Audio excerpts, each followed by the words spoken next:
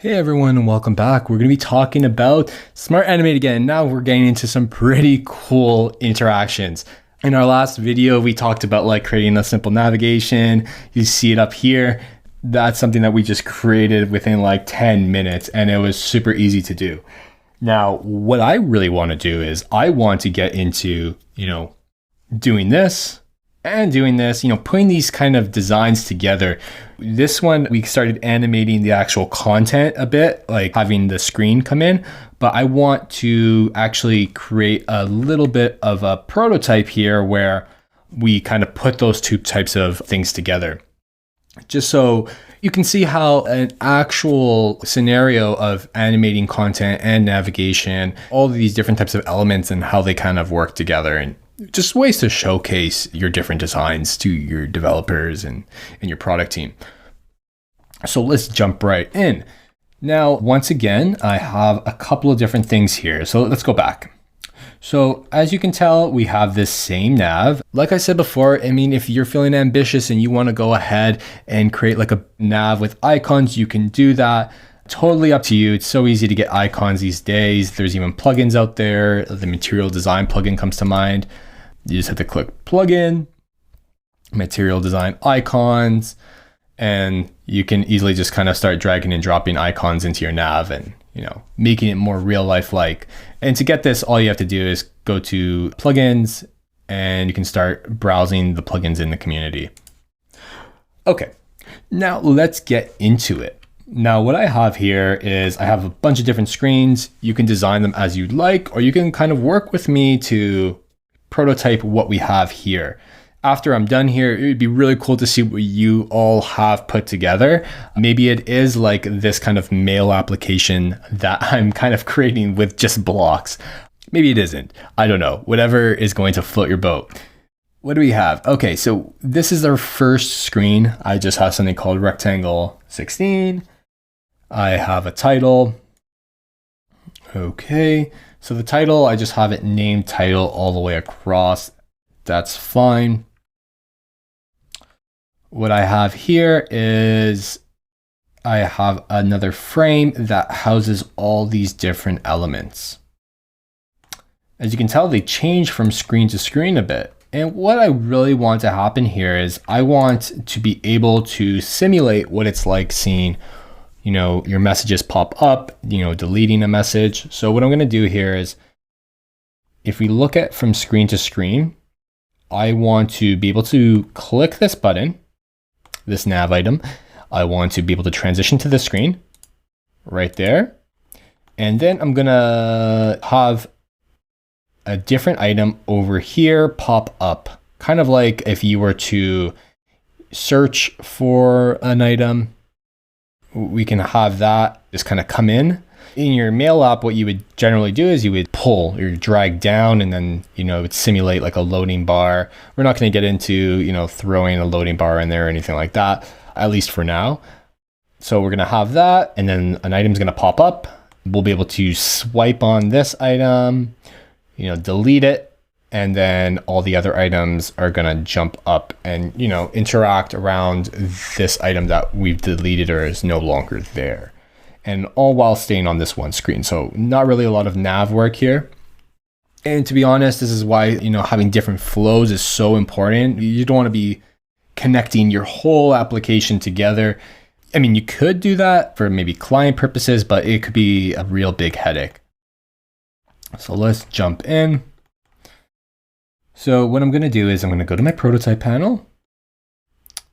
I'm going to click on this second circle. I'm going to bring it to that screen, and I'm just going to have push once again. So I'm going to smart animate those matching layers like we did in our last video. We can already kind of start seeing what that's going to look like. So if you notice that the title is going to stay the exact same. So if we wanted to, we could just kind of go back, click that first nav item, drag it there. We have a good understanding of how these things are going to start to work. So I have my second screen of my messages, my first screen, I don't know, maybe that's my home screen. So back into our designs, we're not going to worry too much about going back and forth within the nav, so we'll just kind of leave it at that. But what I want to do is I want to select this whole frame and drag that over. And as you can tell, the interaction's already set on click, but I don't want that to happen. I actually want a delay. Actually, you know what? I'm actually not going to do delay. I'm going to delete this interaction that I just did, and I'm going to select this whole section and then move it there. And I'm going to do an on drag. Let's see what that looks like. And I'm not gonna click push. I just want it to smart animate. At this point, I'm not worried about like these animations for screen transitions. That's usually what these kind of things are for, when you have things moving in, sliding in. You can see what that kind of looks like, that slide in. I just want it to smart animate whatever's there. So let's take a look at what that looks like. So going back, click and drag. So we can create like a little drag. Okay. We can even fine tune that a bit. We can make that last a little longer. So I have it set to 1,000. I'm gonna go back and I'm gonna press R to restart and go back. So we kind of created a little thing there where this has popped up. Now we can do that in a couple different ways. Like if I delete this interaction, that one can actually possibly use like a screen in between where this is below and there's like a little loading bar or something like that, which would be really helpful to kind of dictate what's happening in between all of this, rather than just having a harsh, transition to that next screen where this just kind of pops up. So you can really fine tune a lot of these interactions. Something that's probably a little bit more smoother for this demo is to select the whole screen, click after delay, and we'll just set it to 300 milliseconds, and this can be set to 300 milliseconds as well. So smart animate as well. Let's take a look at that. So if I press R, going back to the starting point. So we have something loading in. What we can do is now we can fine tune that. Maybe it is 800. Maybe this is 800 as well. If we press R, we can start that again. Okay, that's pretty cool. So now we have that item just kind of growing as the list gets pushed down. I probably just changed that a little bit. That was a pretty long animation, so maybe like 500. Okay, let's move on. Now what I want to do is I want to slide and delete. So I'm going to click this. And if you notice, so I had these set, this one's set to unread. This is the new one that just kind of popped up. But right here, let's go into our design. This is my group 2. Right here, I have group 2 as well in this one large frame that houses. And group 2, if you notice, it's off the screen. Pretty cool. And you're probably wondering, well, why is that off the screen? And this is how we are going to animate this delete state that I have on the other screen over here. What I've done is I have this group and I'm just going to kind of move it over. I have it selected. You can kind of see it coming in. That's where it is. I have it literally off the screen. So I'm just going to Command Z, Control Z that right out of there so you don't see it anymore. But I have it there because when I slide this item, this is going to be coming in from the right. So let's take a look. Because it's on this screen, if I complete the whole drag like I intended, it's going to perfectly slide right over. Okay, so let's take a look here. Perfect. Okay, so I have this interaction. When I interact with this, it's going to move to this screen. But I'm going to select, instead of on click, I wanted to select on drag, and I'll have it set to 300 milliseconds. I think that's a very good amount of time for a typical interaction that's this small. And it will say delete. Let's take a look at what that looks like. So I'm gonna press R, go back to the beginning, click on that. That's gonna pop up. Now we have, if I click around, you can see that I have that one I can play with. And there you go. You can start seeing that now. Oh, wow. Like we have another hidden state on these cards.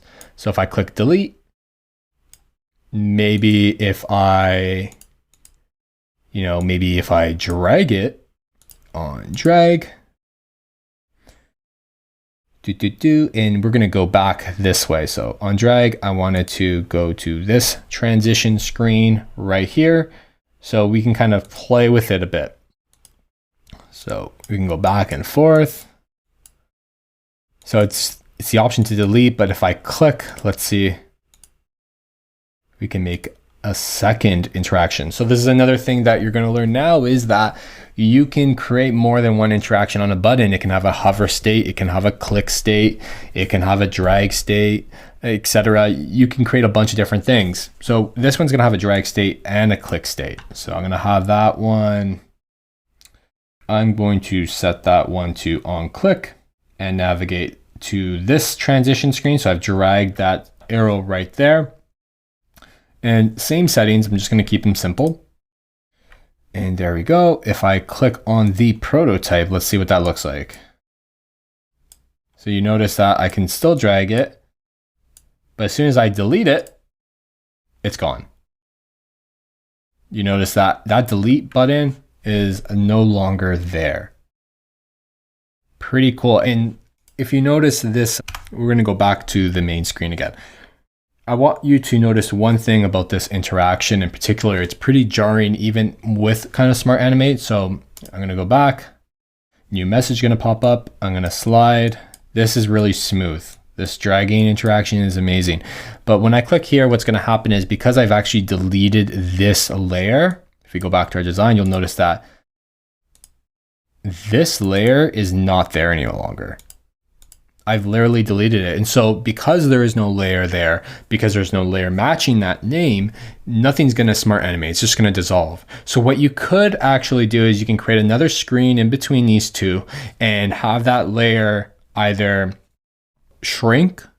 You can have it move off of the screen in any which way you like. You can have it decrease in opacity while it's doing that. So that way this creates a little bit less of a jarring experience where you kind of have this moving up as it's fading.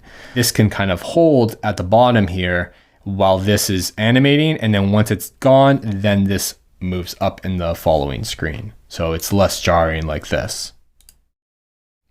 So that was pretty good though. I think this is going to get you ready and going in terms of understanding how to start animating certain elements, maybe how to create some pretty cool effects of things moving while you're dragging. So now that you have all these different types of properties that you know how to Smart Animate, these are going to be like your foundation for Smart Animating in Figma.